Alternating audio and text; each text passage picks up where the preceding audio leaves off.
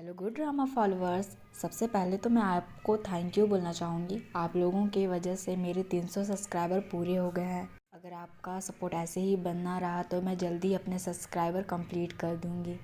आपको सच में बहुत बहुत थैंक यू। तो चलिए हम अपना एपिसोड स्टार्ट करते हैं। एपिसोड के शुरुआत में जाही पुलिस स्टेशन में यून की बात ही याद कर रहा था कि कोई आदमी है जिसने फिर से उन लोगों को आमने सामने खड़ा कर दिया। उसकी टीम यह बात कर रही होती है कि म्यून ही कातिल है, मगर पुलिस ऑफिसर कहता है कि बात कुछ अजीब है। हमें उस एम्प्लॉय और यूनसी की लाश मिली जब हमें उनकी ज़रूरत थी, और तो उनके साथ म्यून के खिलाफ बहुत सारे सबूत भी मिले। अगर यूनसी के बारे में इल्ज़ाम अपने सर पर म्यून ले सकता है तो उस एम्प्लॉय के कत्ल का क्यों नहीं ले रहा है इल्ज़ाम।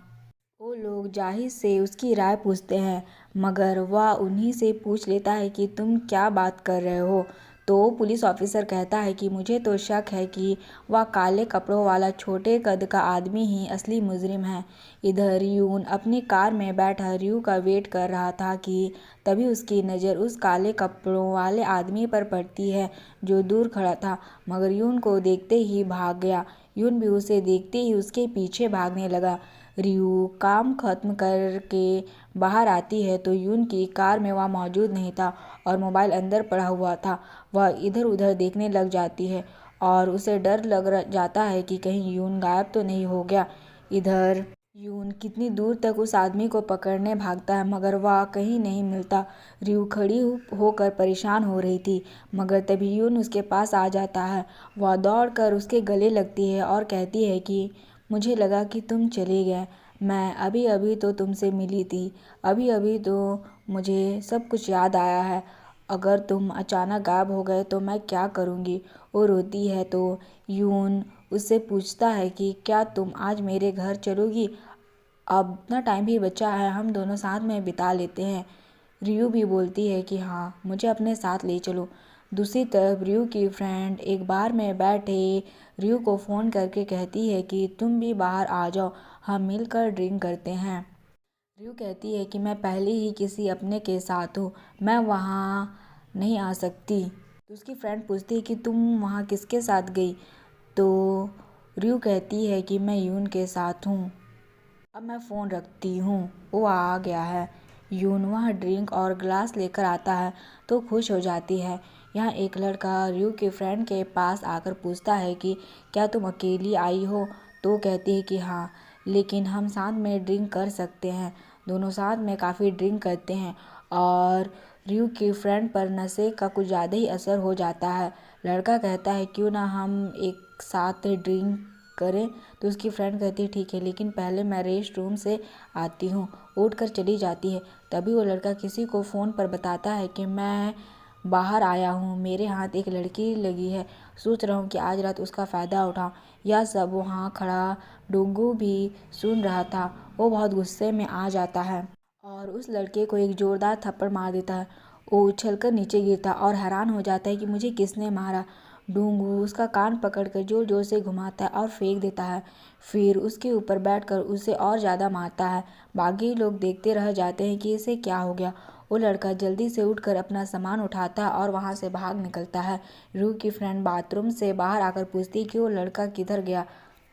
तो बताता है कि वह तो भाग गया। वह हैरान हो जाती है क्योंकि इस बार भी बिल उसे ही पे करना पड़ता है। अब इसका पेमेंट भी रियू की फ्रेंड को ही करनी पड़ती है। रियू की फ्रेंड बाहर आते हुए कहती है कि ये लड़के बिल देने के टाइम पर मुझे अकेला क्यों छोड़ जाते हैं। क्या मैंने उनसे कोई उधार लिया था। रास्ते में उनसे कुछ बच्चे नज़र आते हैं जो पार्क में खेल रहे थे। यह देखकर उसको भी फन करने के लिए अपने फुल साइड पर रख देती है और एक झूले पर बैठती है, मगर उससे अकेले झूला नहीं चल पाता। तभी उसका झूला खुद ब खुद चलने लगता है। खुद ब खुद हंसने लग जाती है कि मेरा झूल खुद ही चल पड़ रहा है। फिर वह शीशे पर बैठती है जिससे अकेली से चल नहीं पाता। तब डोंगू दूसरी तरफ बैठ जाता है जिससे डोरा को और ज़्यादा खुशी मिलती है। वह इसी तरह काफ़ी देर तक झूलती रहती है और फिर स्लाइड लेने लग जाती है, मगर जब वो ऊपर चढ़ती है तो उसका पैर फिसल जाता है। वो वहाँ से नीचे गिरने लगती है, मगर डोंगू उड़कर उसे पकड़ लेता है। तीर फिर से काला हो जाते हैं, जिस वजह से रयू की फ्रेंड को डोंगू नजर आ जाता है, जो हवा में उड़ रहा था और उसके पंख भी थे।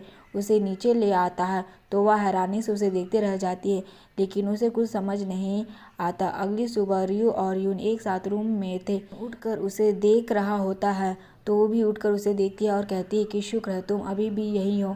वो कहता है कि मैं तो यहाँ से हिला भी नहीं। इस पर वो मुस्कुराती है और वो भी उसे प्यार से देखता है। फिर नाश्ते पर यून अपने हाथों से बनाया हुआ खाना खिलाता है, जो रयू को काफ़ी अच्छा लगता है। यहाँ उसकी फ्रेंड की आँख खुलती है तो अपने आप को अपने घर पर पाती है, और डोंगू के दिए हुए फूल भी उसके कमरे में ही पड़े हुए थे। वो उन फूलों और लेटर को देखती है तो उसे कल रात की कुछ झलक याद आती है, जब वह गिरी थी और डोंगू ने उसे बचा लिया था।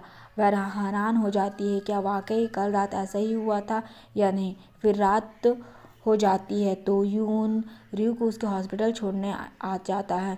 रयू ने आज का दिन यून के साथ बिताया था, इसलिए वह नाइट शिफ्ट करने हॉस्पिटल आ गई। यून उसे कहता है कि जब तक तुम्हारी नाइट शिफ्ट खत्म नहीं होती तब तक मैं तुम्हारा वेट करूँगा। वो उसे थैंक्स बोलती है तो पीछे खड़ा एक लड़का किसी से कहता है कि तुम 10 मिनट में पहुंच जाओगी, तुम झूठ बोल रही हो। यह सुनते ही रयू को याद आता है कि पिछले जन्म में कातिल ने उसे मारते हुए भी यही कहा था कि तुम झूठ बोल रही हो। यून उसे चुप खड़ा देखकर पूछता है कि क्या हुआ, तो बताती कि मुझे अभी अभी उस कातिल की आवाज़ याद आई। यहाँ जेल में सारे कैदी खाना खाने अपने सेल से निकल कर हॉल में जा रहे थे, लेकिन म्यून अपने सेल से लेटा हुआ था। पुलिस ऑफिसर उससे जाकर पूछता है कि तुम खाना खाने क्यों नहीं जा रहे, क्या तुम बीमार हो। तो म्यून कहता है कि मुझे बुखार हो गया है, मुझे दवा की ज़रूरत है। ऑफिसर कहता है कि मैं दवाई लेकर आता हूँ। यह बोलकर वो वहाँ से चला जाता है। तभी एक आदमी उसके सेल में घुसता है। म्यून समझता है कि ऑफिसर दवाई लेकर वापस आया है, मगर जब वो देखता है तो डर कर पूछता है कि तुम कौन हो। म्यून को लगता है कि वो कातिल उसके पीछे जेल तक नहीं आ सकता, लेकिन उसकी बात गलत साबित हुई। इधर जू को 1993 में मरने वाली औरतों की डायरी देखकर याद आता है कि उसमें से एक औरत के घर की बेसमेंट में लड़का रह रहा था। उस औरत के मरने के बाद से अब तक उस घर में कोई नहीं रहता था।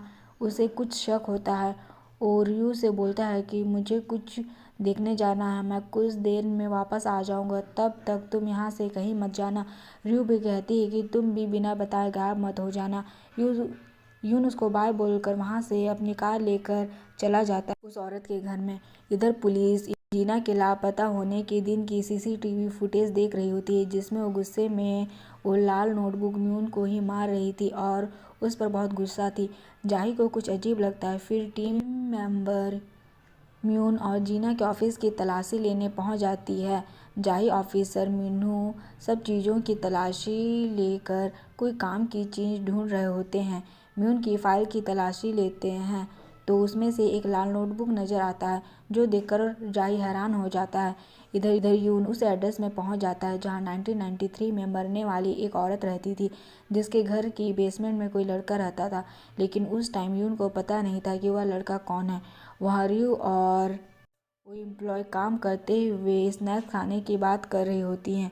तभी यूनसी का हस्बैंड अपने डॉग को उठाए भागते हुए अंदर आता है और रयू को अपनी डॉग दिखाकर कहता है कि मैंने गलती से अपने डॉग को गिरा दिया, अब वह सांस नहीं ले पा रही। वो फ़ौरन डॉग को लेकर ट्रीटमेंट रूम में पहुंच जाती है और चेकअप करके बताती है कि डॉग को फ़ौरन सर्जरी की ज़रूरत है, क्योंकि इसको अंदरूनी चोट लगने से काफ़ी खून बह गया है। वह कहता है कि मुझसे बहुत बड़ी गलती हो गई। वो नर्स आकर बताती है कि इस डॉग का ब्लड टाइप ए है और हमारे पास यह ब्लड खत्म हो गया है। रयू उसे दूसरे हॉस्पिटल से पता करने को कहती है तो वो दूसरे हॉस्पिटल में फ़ोन करके बात करती है। फिर वो आकर बताती है कि एक हॉस्पिटल में ब्लड मिल गया है, लेकिन मुझे वहाँ से ब्लड लाने में 15 मिनट लग जाएंगे। रयू कहती है कि फिर जल्दी जाकर ले आओ, तो एम्प्लॉय वहाँ से चली जाती है। उस नर्स के जाने के बाद रयू उसका इलाज करना शुरू कर देती है। वो यूनसी के हस्बैंड से कहती है कि डॉग को ऑक्सीजन देने में मेरी हेल्प करो। वो पास आकर डॉग को ऑक्सीजन देते हुए उसे प्यार करता है। यहाँ ऑफिसर दान और ह्यूजन खबर मिलने पर जेल में पहुंचते हैं तो वहां काफ़ी भगदड़ मची हुई थी और किसी के मरने के बारे में सारे कैदी बातें कर रहे थे। उधर जाही उस बुक को बाहर निकाल लेता है और इधर यून उस घर की बेसमेंट में जा रहा होता है तो यह देखकर हैरान होता है कि बंद पड़े घर के बेसमेंट के कमरे की लाइट भी जल रही थी। उस नोटबुक को देखता है तो उस पर जेलिसी लिखा हुआ था। वो नोटबुक को खोलता है तो अंदर के पहले सारे पेजेस खाली थे। यून भी कमरे के दरवाजे तक पहुंच गया था और अब बस उसे खोलकर अंदर जाना बाकी रह गया था। यहाँ जाही देखता है कि नोटबुक के एक पेज पर लिखा हुआ था कि चाहे कुछ भी हो जाए मैं तुम्हें मार कर ही रहूँगा। इसके साथ ही दिखाया जाता है कि म्यून की लाश उसकी सेल में पड़ी हुई थी क्योंकि कातिल आकर उसे भी मार गया था। यून भी दरवाज़ा खोल लेता है और कुछ देखने लग जाता है। यहाँ रियू उसी के हस्बैंड से कहती है कि एक बार सर्जरी हो गई तो डॉक्टर ठीक हो जाएगी, मगर यूसी का हस्बैंड बोलता है कि तुम झूठ बोल रही हो। तो रियू यह सुनकर हैरान हो जाती है क्योंकि यह बात और आवाज़ बिल्कुल उस कातिल जैसी थी। जब वह पलटते हैं तो वह बहुत डरावनी शक्ल बनाकर उसे देख रहा होता है और उसके चेहरे पर अजीब सी स्माइल थी। रियू समझ गई थी और उसने पहचान लिया था कि यही वो कातिल है। वो उसकी तरफ बढ़ने लग जाता है तो वह डरते हुए पीछे पीछे जाने लगती है।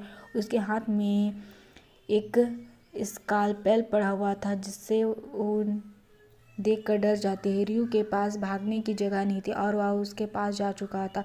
वो डरते हुए उसकी तरफ देखती है क्योंकि अब ना जाने वो क्या करने वाला था। और इस सीन के साथ हमारा एपिसोड खत्म होता है।